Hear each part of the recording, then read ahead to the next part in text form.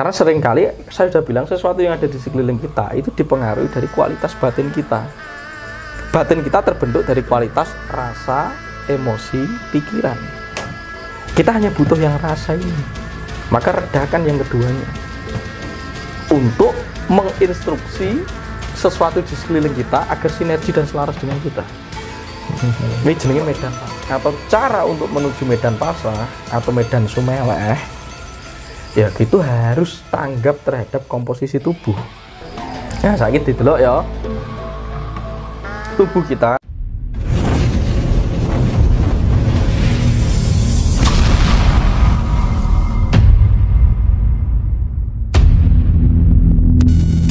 karena banyak sekali kan orang-orang yang mengaku Pak, aku jane yo ora apa-apa arep jelmaan A, ngaku jelmaane sapa jelmaane Pak kowe sapa ndak masalah. Ketemu si A, ketemu si B.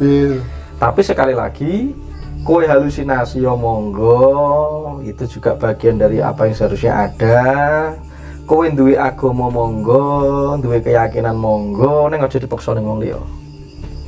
Yang disarankan oleh leluhur itu wedan ya oleh, tapi aja ganggu wong liya. Aja maksa wong liya edan kaya kowe. Itu sebenarnya. Jadi nek jenengan seneng kopi, aja maksa aku gak seneng. Kan enak toh, mula tak teh mawon. Nah gitu loh. Jadi untuk beragama itu ada bineka itu untuk menghindari force, gaya pemaksaan. Nah masalahnya yang jadi nggak sehat itu apapun itu dipaksakan ke orang lain. Lah aku kembali ke 3 prinsip. Berarti melanggar dosa loh. Bagi orang Jawa itu 3 yang disebut dosa atau membawa malapetaka. 1, melakukan apa-apa karena terpaksa dan dipaksa. Benar. 2, ketidaksadaran. 3, ragu-ragu. 3 ini membawa dampak penderitaan. Itu dosa berarti. Karena itu akhirnya menjadi bentuk pemerkosaan. Ya. Secara masif itu. Betul. Jadi harus di. Jadi ora apa-apa, aku dhewe tidak anti terhadap sapa wae sing seneng edan, sing seneng halu. Cuma ya jangan dipaksakan ke orang lain. Benar. Ya, jangan dipaksakan ke orang lain. Makanya saya ngomong, kita ini sedang bodoh bareng-bareng, kita ini sedang sakit mental bareng-bareng, mari kita sembuhkan bareng-bareng secara kolektif. Adab diri kita baru keberadaban. Tidak mungkin kalau adab pribadi tidak diselesaikan kita akan membangun peradaban. Tidak mungkin. Makanya mencahayai orang lain, ya peparing kaweruh kan gitu. Jadi kan orang-orang ini yang saat ini rindu dengan apa yang kita paparkan ini karena mereka butuh itu mas, peteng kan batin gitu. Cuma mereka kan sudah pernah jadi melakoni apa yang saya tuturkan ini di kehidupan sebelumnya. Jadi ketika ada orang itu ada misinterpretasi ya, misinterpretasinya begini. Jadi misalnya kayak wong spiritual kayak kudu nyingkur bondo dunya brono, kudu ra cekel duit. Wis salah, itu mental blocking. Karena sing diatasi duduk urusan bondo dunya brono duit. Iya. Itu padha karo wong nyembah patung lho. Sing dirusak aja benda di luar dirinya, sing disalahke mentale. Makanya nek kula sanjang, lah nek duit ora apa-apa janji manggone ning dompet. Lah nek duit manggone ning utek dadi masalah. Itu jenenge hawa nafsu. Iya. Ketika birahi manggone ya beneng area tubuh, tapi nek wis nang pikiran dadi pikiran ngeres ya bermasalah. Apapun saja, pangkat derajat nek nang gone, nek nang kantor, nek nang posisi ning ngene ya ora apa-apa. Tapi nek nang jero utek ini jadi masalah. Termasuk duit. Lah tegese zaman biyen itu kon nyingkur bondo dunya brono dan sebagainya. Itu cara berlatih. Bukan bondo dunya ini sing diguwaki dan awake dhewe mentang aku gak butuh. Orang ngono lah akhirnya memprogram dirinya untuk mensugesti tetap miskin. Lah piye kon berada bangsane dhewe wong jer basuki mau beyo. Ya ora kira. Benar. Jadi harus ada reinterpretasi. Karena ini nek gak pemahaman iso keliru. Kita itu sedang memprogram diri kita itu untuk satu miskin bareng-bareng. Ya berarti aja nyalahne nek resesi. Wong percaya ning ngono. Dan itu disondingkan. Nek wong arep belajar ngono kuwi terus disalah-salahke. Wah, aku bakal kegodho bondo dunya bono. Karena ada mental yang salah, mentalnya sing dibenahi. Makanya Soekarno ngomongin revolusi mental, baru mencapai spiritual, baru pembangunan karya cipta di dalam kehidupan yang nyata. Mantap. Yes, itu kira-kira. Ya. Keren. Jadi sing memang gak apa-apa ya. Jadi ora apa-apa nek iso ndelok awake dhewe tidak masalah. Cuma jangan memberi reaksi berlebihan. Tidak boleh over. Jangan over. Oke. Ya, gitu. Siap. Oke Mas, selanjutnya ini ada pertanyaan. Pasrah itu apa sih Mas Tunjung, dan bagaimana cara mencapai titik kepasrahan itu sendiri.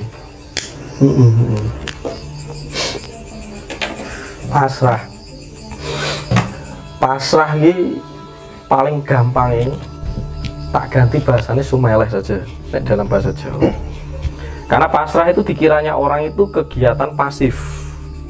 Pasrah itu kegiatan pasif, ya, atau apati, ya, atau ngelokro. Nah, seringkali kalau kita apati atau ngelokro, wis sajane ora pasrah, tapi penolakan. Mergo kuciwa karo suatu hal yang tidak bisa dia selesaikan, dia capai, kan begitu. Wes bobolah karepmu. Itu kan sebenarnya itu gak pasrah, itu kuciwa. Tapi nek diarani sumeleh, artinya meredakan gelombang pikiran dan emosi perasaan berlebihan agar stabil pada jalurnya, agar tidak reaktif atau kompulsif terhadap suatu dinamika yang berada di sekeliling dia. Karena seringkali saya sudah bilang, sesuatu yang ada di sekeliling kita itu dipengaruhi dari kualitas batin kita. Batin kita terbentuk dari kualitas rasa, emosi, pikiran. Kita hanya butuh yang rasa ini. Maka redakan yang keduanya untuk menginstruksi sesuatu di sekeliling kita agar sinergi dan selaras dengan kita. Ini jenenge medan pasrah. Terus saya ngomong, Mas, kulo niki pun pasrah, tapi kok berarti itu gak pasrah. Ada tapinya. Nah, adalah. Pasti ada pergulaan dan permintaan, itu pergulaan berarti ya. Iya.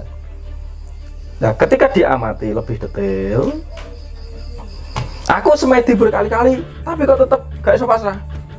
Aku ada pikir ketemu dengan ini kok rumah tanggaku tetap begini, tetap begini, tetap begini. Dan aku pasrah, berarti itu nggak pasrah. Itu berarti nggak pasrah. Makanya saya ngomong, ya sudah, dibedah dulu. Instrumen atau cara untuk menuju medan pasrah atau medan sumeleh, ya gitu harus tanggap terhadap komposisi tubuh. Nah, sakit didelok ya. Tubuh kita, ya, itu mengandung energi, gitu.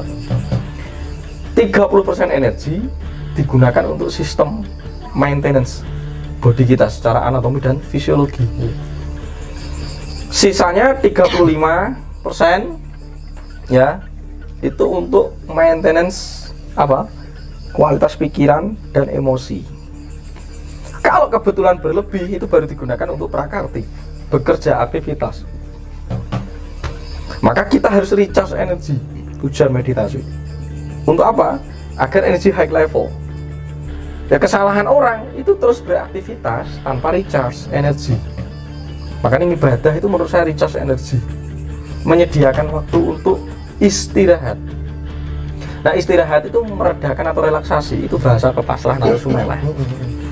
Nah, saat kamu bisa beristirahat, mengistirahatkan tubuhmu yang disebut relax, sebenarnya tubuh melakukan pembentukan dan penyelarasan lagi, recovery lagi, cepat.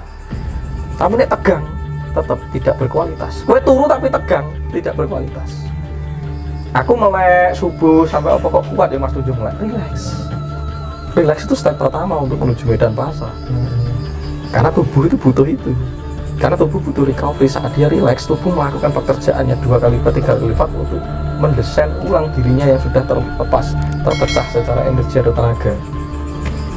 Nah, terus kita lihat lagi nih aspek yang lebih dalam.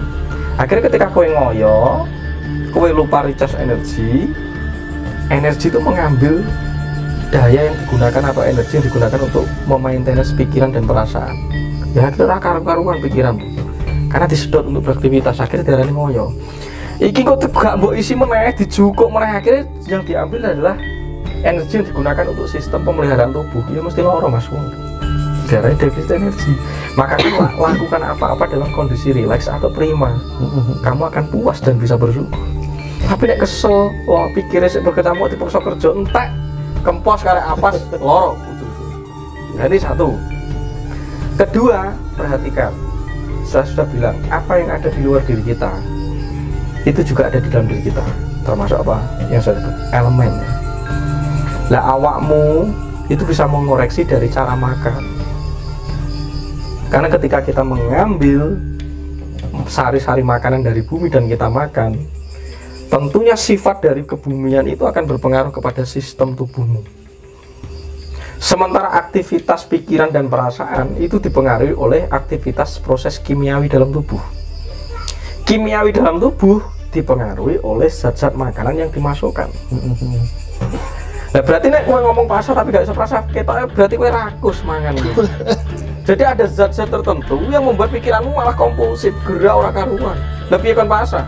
Berarti bener ya kalau orang Jawa punya Enak upawasa. Jadi ini ilmu kedua. Terus ada yang puasa mute dan lain Ya, sebagainya. betul. Tidak makan daging. Betul. Nah, jadi kowe kudu ngematke. Lah kowe dhewe gak gelem ngematke, ora gelem mengedit kok. Gak gelem mengedit apa yang menyebabkan pikiranmu begitu dan akhirnya mempengaruhi dirimu untuk tidak bisa pasrah kok. Lah bener dhewe. Ketiga, nafas. Makanya enak teknik semedi berkaitan dengan angin.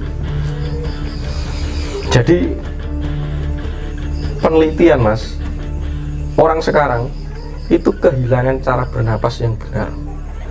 Akhirnya terjadi kerusakan cakra wisuda yang ada di mukosa atas, sela-sela inglata. Itu ketika dihirup pecah. Akhirnya banyak orang tidur itu ngorok, gitu, batuk, asma, paru, dan seluruh penyakit lainnya kan.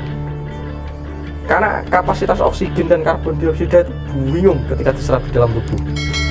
Akhirnya banyak kasus kematian itu justru tersedak selalapan. Kowe nek ngarani ngelindur kayak bunyi. Sebenarnya kesedak karena ada nafas yang keliru, jantung berhenti, nafas yang keliru. Maka manekung itu saya kembangkan lagi karena harus mengoreksi cara bernapas yang tepat. Ketika Anda bernapas menggunakan mulut, itu akan memboroskan tenaga dan energi Anda. Aku ngelatih hati dulu pencak silat. Tapi ketika aku menggunakan kembali kepada hierarki hakikat bernafas itu menggunakan hidung, kembali sempurna. Irung itu digunakan gambut kan diganti aku cangkem. Itu yang salah. Kebanyakan orang yang sekarang nafasnya gesrok, apalagi ada budaya merokok, itu bukan rokok yang jadi masalah. Koreksi nafasmu benar atau enggak? Satu tarikan, dua tarikan, tapi selama itu masih ada berat di otak, berarti mukosamu pecah. Harus dibenahi itu dalam teknik pernapasan itu yang saya kembangkan dalam Tirta Kamandanu itu. Karena ketika bernafasmu salah, orang mungkin udah bisa pasrah. Karena aspek tubuhmu yang satu saja yang paling penting dalam komponen hidupmu itu sudah rusak, yaitu jalur pernapasan. Maka ada di dalam tradisi Astaga Yoga itu ada namanya pranayama. Itu teknik pernapasan. Nah, wong Jawa diarani manekung. Itu membenahi jalur nafas lagi. Karena selama ribuan tahun leluhur kita menemukan ini dan ini kita rusak. Bayangkan, leluhurmu itu hanya menggunakan 3 senjata untuk menaklukkan dunia. Ya, napas, suara, jantung, otak. Ini tak ambil yang ketiga. Dengan menggunakan 3 fungsi, dia bisa menaklukkan seluruh dunia. Tapi jantung, otak, ya, itu tidak akan pernah bisa berfungsi saat cara bernapasmu bermasalah. Dan akhirnya mempengaruhi suara. Suara yang kamu keluarkan akan memantul ke tubuhmu lagi, getarannya. Maka kualitas gitu bisa berubah karena napasmu gagal. Vibrasinya berubah. Ketika vibrasinya berubah, iya dia akan berpengaruh dan berimplikasi terhadap tubuh kita dan alam kita. Otomatis suara iso. Makanya pilihannya ke siji koreksi apakah ada defisit energi, kelorone apakah ada pola makanan yang sangat mempengaruhi, maka ada upawasa, ketelu manekung atau semadi. Untuk urusan energi itu Anda bisa melakukan manekung atau relaksasi.